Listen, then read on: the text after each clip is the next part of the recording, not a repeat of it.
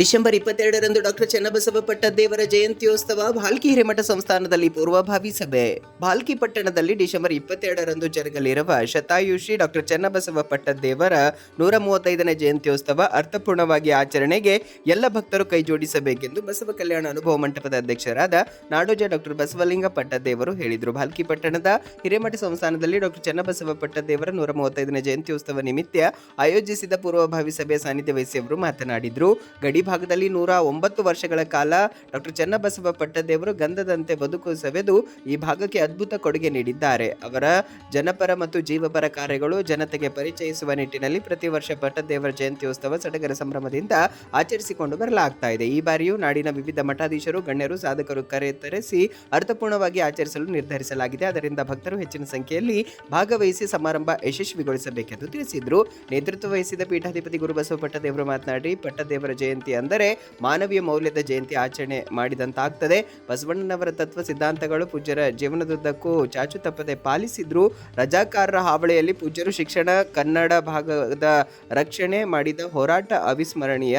ಅಂತಹ ಪೂಜ್ಯರ ಜಯಂತಿಯನ್ನು ಅದ್ದೂರಿಯಾಗಿ ಆಚರಿಸಲು ಅಗತ್ಯ ಸಿದ್ಧತೆ ಮಾಡಿಕೊಳ್ಳಲಾಗಿದೆ ಎಂದು ತಿಳಿಸಿದ್ರು. ಜೊತೆಗೆ ಪಟ್ಟದೇವರ ಜಯಂತ್ಯೋತ್ಸವ ನಿಮಿತ್ತ ವಿವಿಧ ಕಾರ್ಯಕ್ರಮಗಳ ಕುರಿತು ಈ ಸಂದರ್ಭದಲ್ಲಿ ಪೀಠಾಧಿಪತಿಗಳಾದ ಗುರುಬಸವ ಪಟ್ಟದೇವರು ಮಾಹಿತಿ ನೀಡಿದರು. ಡಿಸೆಂಬರ್ 12ರಂದು ಕಮಲ್ನಗರದಿಂದ ಪಾದಯಾತ್ರೆ, 14ರಂದು ಪ್ರವಚನ ಉದ್ಘಾಟನೆ, 20 ಮತ್ತು 21ರಂದು ಮ್ಯಾರಥಾನ್, 22ರಂದು ಹಿರೇಮಠ ಸಂಸ್ಥಾನದಿಂದ ಪ್ರಭಾತ ಪಥ ಸಂಚಲನ, ನಂತರ ಚನ್ನಬಸವ ಆಶ್ರಮದಲ್ಲಿ ಶಟಸ್ಥಲ ಧ್ವಜಾರೋಹಣ, ತೊಟ್ಟಿಲು ಕಾರ್ಯಕ್ರಮ, ಉದ್ಘಾಟನೆ, ಪುಸ್ತಕ ಲೋಕಾರ್ಪಣೆ, ಪ್ರಶಸ್ತಿ ಪ್ರದಾನ, ಜಾನಪದ ಗಾಯನ ಸ್ಪರ್ಧೆ, ಭಾಷಣ, ವೇಷಭೂಷಣ, ಜೊತೆಗೆ ಸಮಾರೋಪ ಮತ್ತು ಮಹಾಕ್ರಾಂತಿ ನಾಟಕ ಪ್ರದರ್ಶನದೊಂದಿಗೆ ಜಯಂತ್ಯೋತ್ಸವ ಸಮಾರೋಪಗೊಳ್ಳಲಿದೆ ಎಂದು ತಿಳಿಸಿದ್ರು. ಈ ಸಂದರ್ಭದಲ್ಲಿ ಪಟ್ಟದೇವರ ಜಯಂತಿ ಕಾರ್ಯಕ್ರಮದಲ್ಲಿ ಮಠಾಧೀಶರು, ಸಾಹಿತಿಗಳು, ರಾಜಕೀಯ ಗಣ್ಯರು, ಸಾಧಕರು ಭಾಗವಹಿಸಲಿದ್ದಾರೆ. ಬಸವ ಭಕ್ತರು ಹೆಚ್ಚಿನ ಸಂಖ್ಯೆಯಲ್ಲಿ ಭಾಗವಹಿಸಿ ಕಾರ್ಯಕ್ರಮಕ್ಕೆ ಶೋಭೆ ತಂದು ಕೊಡಬೇಕೆಂದು ನುಡಿದರು. ಮಹಾಲಿಂಗ ಸ್ವಾಮೀಜಿ, ಬಸವಲಿಂಗ ದೇವರು ಸಮ್ಮುಖ ವಹಿಸಿದರು. ಈ ಸಂದರ್ಭದಲ್ಲಿ ಪ್ರಮುಖರಾದ ಸೋಮನಾಥ ಪಾಸ್ಟುರೆ, ವಿಶ್ವನಾಥಪ್ಪ ಬಿರಾದಾರ್, ಸುಭಾಷ್ ಕಾರಮುಂಗೆ, ಅಶೋಕ್ ಬಾವುಗೆ, ಸಂಗಮೇಶ್ ಹುಣಜೆ ಮದಕಟ್ಟಿ, ಕುಪೇಂದ್ರ ಜಗಶೆಟ್ಟೆ, ಮೋಹನ್ ರೆಡ್ಡಿ,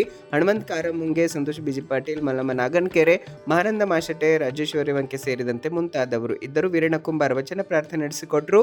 ಶಶಿಧರ್ ಕೋಸಂಬೆ ಸ್ವಾಗತಿಸಿದ್ರು. ರಾಜು ಜುಬ್ರೆ ನಿರೂಪಿಸಿ ವಂದಿಸಿದರು. ಒಟ್ಟಾರೆ ಈ ಸಲ ಎಲ್ಲರೂ ಸೇರಿ ಶಿಸ್ತು ಅಚ್ಚುಕಟ್ಟದಿಂದ ಮಾಡಲಿಕ್ಕೆ ಒಂದು ಸಂಕಲ್ಪ ಮಾಡೋಣ ಅನ್ನೋ ಮಾತನ್ನು ಹೇಳಿ 12 ತಾರೀಕಿನಿಂದ ಆರಂಭ ಆಯ್ತಂದ್ರೆ 22 ತನಕ ಇವೆಲ್ಲ ಕಾರ್ಯಕ್ರಮದಲ್ಲಿ ಹೆಚ್ಚಿನ ಸಂಖ್ಯೆ ತಾವು ಪರಿವಾರ ಸಮೇತ ಎಲ್ಲರೂ ಕಾರ್ಯಕ್ರಮದಲ್ಲಿ ವಿಶೇಷ ಭಾಲ್ಕಿ ಭಕ್ತಾದಿಗಳು ಸುತ್ತಮುತ್ತ ಎಲ್ಲ ಕಡೆಯಿಂದ ತಾವು ಹೆಚ್ಚಿನ ಸಂಖ್ಯೆ ಬಂದು ಕಾರ್ಯಕ್ರಮ ಯಶಸ್ವಿಗೊಳಿಸಬೇಕು. 12ನೇ ತಾರೀಕಿಗೆ ಪಾದಯಾತ್ರೆ, 14ನೇ ತಾರೀಕಿಗೆ ಸಾಯಂಕಾಲ 5:30ರಿಂದ 6:30 ಪ್ರವಚನ.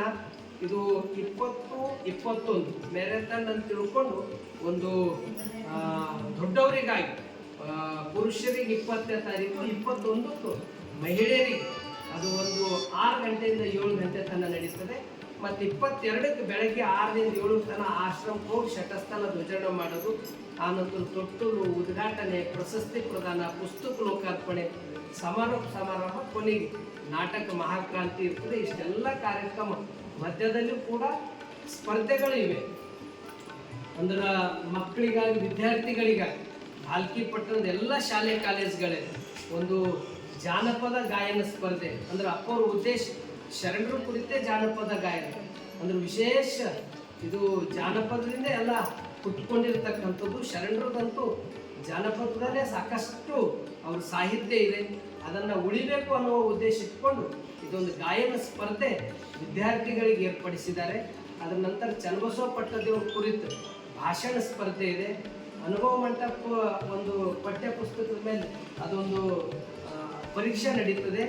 ಅದರ ನಂತರ ಶರಣರದು ಕುರಿತು ಅಂದ್ರೆ 12ನೇ ಶತಮಾನದ ಶರಣರದು, ಶರಣೀಯರದು ಆ ವೇಷಭೂಷಣ ಹಾಕ್ಕೊಂಡು ಅದು ಒಂದು ಸ್ಪರ್ಧೆ ನಡೀತದೆ. ಇದೆಲ್ಲ 21ಕ್ಕೆ ನಡೀತದೆ.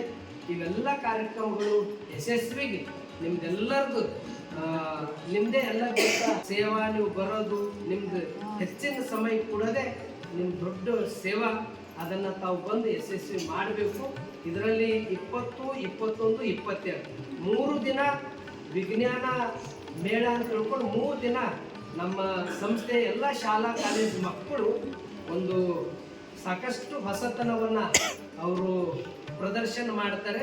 ಅದರದ್ದು ಉದ್ಘಾಟನೆ ಇಸ್ರೋದು ಸೈಂಟಿಸ್ಟ್ ಅವ್ರ ಕಡೆಯಿಂದ 20ನೇ ತಾರೀಕಿಗೆ ಅದು ಉದ್ಘಾಟನೆ 10 ಗಂಟೆಗೆ ಆಗ್ತದೆ.